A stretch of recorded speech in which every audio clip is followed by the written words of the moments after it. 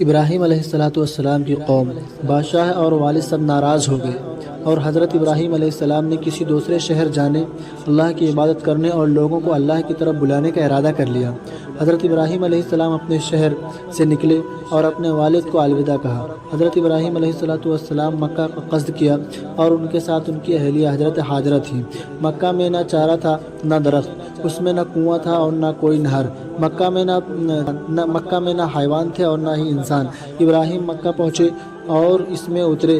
حضرت ابراہیم علیہ السلام نے اپنی بیوی ہاجرہ اور بیٹے اسماعیل کو وہاں چھوڑا، اور جب حضرت ابراہیم نے واپس جانے کا ارادہ کیا تو ان کی بیوی ہاجرہ نے کہا، حضور کہاں کا ارادہ ہے؟ آپ مجھے یہاں چھوڑ کر جائیں گے؟ یہاں نہ پانی ہے نہ کھانا، کیا اللہ تعالیٰ نے آپ کو اس کا حکم دیا ہے؟ حضرت ابراہیم نے کہا ہاں۔ حضرت ہاجرہ نے کہا پھر وہ ہمیں ضائع نہیں۔ حضرت ابراہیم علیہ السلام کا مکہ کی طرف کا سفر۔